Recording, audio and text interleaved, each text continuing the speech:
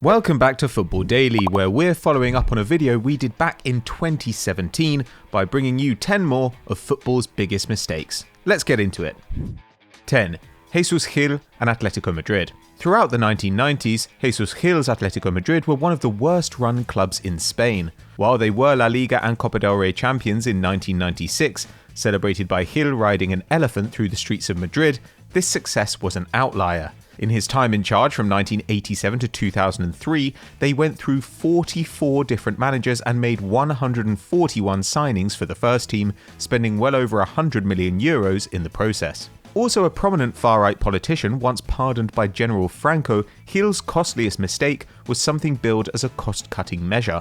In 1992, he made the decision to shut Atleti's youth academy, meaning every one of their youth players had to find a new home, including a 15-year-old Raul. Despite coming from an Atleti supporting family, Raul made the move across town to rivals Real Madrid, where 2 years later he'd make his first team debut. And by the time Atleti were relegated in 2000, their former prodigy had already netted 129 goals for Los Blancos and was a two-time Champions League winner, well on his way to becoming his club's top goalscorer and a Spanish football legend. What could have been for Atletico? 9. ITV Digital.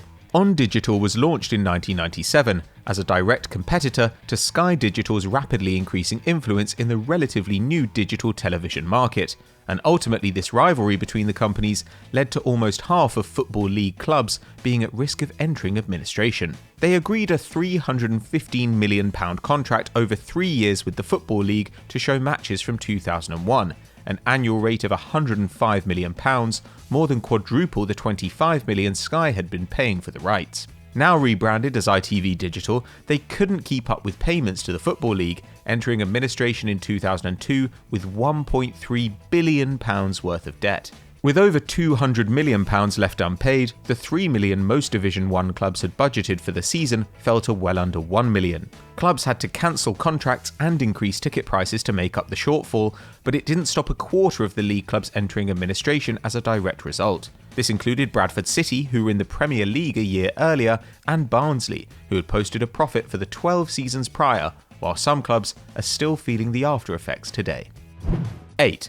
Carlos Tevez to China. Upon his move to Shanghai Shenhua from Boca Juniors in 2017, Carlos Tevez reportedly became the highest paid footballer, with a salary rumoured to be upwards of $40 million a year. But barely 12 months later, the Argentinian had already returned to Boca, having declared his time in China as nothing more than a holiday. For their £40 million, Shanghai got just 20 matches out of the then 33-year-old, as Tevez got on the scoresheet just 4 times. Criticised for being overweight and unfit, the former Manchester United and City player once missed a league game to visit Shanghai Disneyland, as well as taking time out to host an extravagant 4-day wedding back in Argentina. And to add insult to the injuries Tevez picked up in the Far East, he also said that Chinese players aren't skilled and still won't be competing with the world's best in 50 years, all while still being bankrolled by his Chinese employers. Diego Maradona summed it up best, saying he went to China, filled Santa's sack with dollars, and is now home. It's perfect. We're sure Shanghai Shenhua disagree, Diego.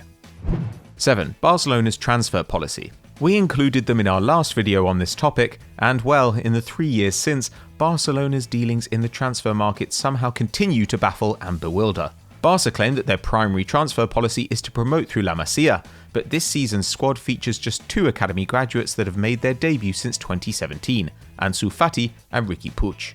Instead, they've splashed €920 million since that date, including over €100 million each on Felipe Coutinho, Ousmane Dembele and Antoine Griezmann, all players that have gone on to struggle at Camp Nou. Then there are the peculiar cases like last summer's Miralem Pjanic-Arthur swap with Juventus, seeing them trade away a 23-year-old for someone in their 30s. And now, in 2021, coupled with the effects of the pandemic, Barcelona reportedly owe creditors close to €1 billion, meaning they would have to sell every first-team player for €40 million to even come close to clearing that debt. That means Lionel Messi, if he stays, and his teammates are in for a tough time over the next few years as their employers battle to balance the books, and Barcelona have no one to blame but themselves. 6. The Maracana. There aren't many more iconic stadiums in world football than the Maracana. Located in Rio de Janeiro, the famous ground hosted the final game of both the 1950 and 2014 World Cups, with the former taking place in front of 200,000 fans. But since Germany's triumph there in 2014, the Maracana has fallen into disrepair. This is despite almost $500 million being spent on renovations since the turn of the century, with the aim of turning it into a truly modern arena. But after the 2016 Olympics, also held in Rio, the stadium remained unused, as tenants Flamengo and Fluminense played elsewhere for a short period of time as rent rates went up. During this period, an unpaid electric bill of around $1 million led to the power being switched off at the Maracana, as the pitch dried out and looters stole seats, televisions and statues. While investing in the rebuild wasn't a mistake, the way it was executed and the controversies it drew, as well as the eventual outcome, mean the company that now own the Maracana will need to spend another $100 million in the coming years to once again restore it to its former glory. 5. Mesut Ozil's extension. Entering the 2017-18 season, Arsenal were in a difficult situation. Their two best players, Mesut Ozil and Alexis Sanchez, had just 1 year left on their contracts each, and what happened to each of them in the January of that campaign has earned them both a spot on this list. First up, it's Ozil. With 6 months remaining on his deal, the German signed an enormous £350,000 a week contract, keeping him at the Emirates until 2021. It seemed a no-brainer, with the then 29-year-old having contributed 42 goals over the previous 2 years, including an almost record-breaking 19 assists in 2015-16. But he fell out with new coach Unai Emery in late 2018, finding himself in and out of the side, and would never have a proper run of games for the club again. With Mikel Arteta now in charge, Ozil wasn't even registered for Premier League action in 2021 and is now on the verge of a move to Fenerbahce. In plain numbers, since signing the extension in 2018, Ozil has made close to £55 million at a cost of over $800,000 a game, making just 17 goal contributions. 4. Alexis Sanchez to Man United. But somehow it went even more wrong for Alexis Sanchez. After it became evident that the Chilean would not sign a new deal with Arsenal, Man United came in for him, sending Henrik Mkhitaryan the other way. Signing a deal reportedly worth up to $500k a week, Sanchez allegedly wanted to return to North London after just one training session in Manchester. He scored 5 goals in 45 matches in all competitions, compared to his goal every other game with Arsenal. With his role in the setup undefined, his shots per game fell from 3.6 at his gunner's peak to just 0.9 in 2018-19, with key passes also falling from 2.7 to 1.1 and dribbles from 4.1 to 0.7. A loan move in 2019 to Inter Milan saw United still pay 60% of his eye-watering pay packet, before ultimately being paid off with 2 years left on his deal to the tune of $10 million, moving for free to the San Siro. So in total, United deposited some £60 million into the Chilean's account over just 2.5 years, meaning that he and Ozil combined cost their employers well over $100 million. Very expensive mistakes indeed. 3. Leeds United's Champions League loan. As the new millennium dawned, Leeds United were one of the top teams in the country, reaching the Champions League Final Four, but in a matter of seasons the club had been relegated. The fall began in the late 1990s when chairman Peter Ridsdale took out a £60 million loan, which was the biggest by an English club at the time. This was on the assumption that Leeds would continue to qualify for the Champions League, as £90 million was spent on the likes of Rio Ferdinand, Robbie Keane and Robbie Fowler. But then they missed out on UCL qualification and its riches in both 2001 and 2002, and couldn't keep up with the repayments on the loan. That forced the sale of their biggest talents, meaning Ferdinand, Keane and Fowler were gone almost as quickly as they arrived. 3 years on from being among Europe's elite, they were relegated, then again in 2007 to League One, playing against the likes of Hartlepool United and Port Vale. And it was only on their return to the Premier League when Marcelo Bielsa signed Rodrigo that they finally managed to top the fee paid for Ferdinand back in the year 2000.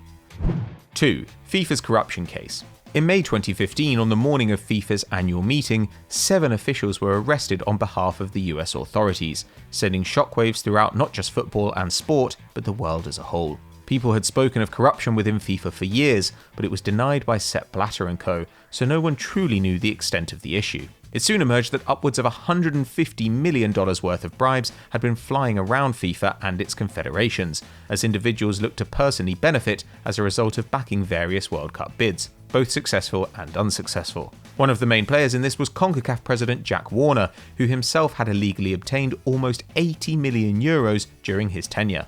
In total, 35 football officials from 19 different countries were indicted on various charges related to corruption and fraud, with the vast majority of them pleading guilty. FIFA, who oversee the global game, have seen their reputation torn to shreds to an extent it is hard to see them recover from. A very expensive mistake from the people that were supposed to act in the best interests of the sport we all love. 1. Ligue 1's TV deal. Ligue 1 recently sold the rights to their games for a whopping €1.2 billion a year. Spanish company Mediapro bought 3/4 of this at a total cost of €3.2 billion, but 4 months into the 4-season deal, and the organisation have already stopped making payments, claiming that the pandemic had changed the terms of their agreement. Clubs in France's top tier were expecting a 60% bump in TV income thanks to the new contract, a welcome increase as many lost out on revenue when last season was cancelled early. But as it stands, there is no income at all, as Canal+, who broadcast the other matches, are also refusing to pay, in an attempt to restart the bidding process for all the TV rights. If no agreement is reached, Rennes owner Jean-Pierre Caillot is of the belief that at least half of the clubs in Ligue 1 could go bankrupt before the season is through, saying, "When you don't have any TV rights money, ticketing money, hospitality money, how are we supposed to keep our business running?" A fair question, as the 20 teams are set to lose out on almost €1 billion over the next 4 months. So that's our 2021 edition of the 10 most expensive football mistakes, but what should we have included? Let us know in the comments below. If you enjoyed this video, drop us a like and subscribe to the channel, hit the notification bell to never miss a video. We'll see you next time.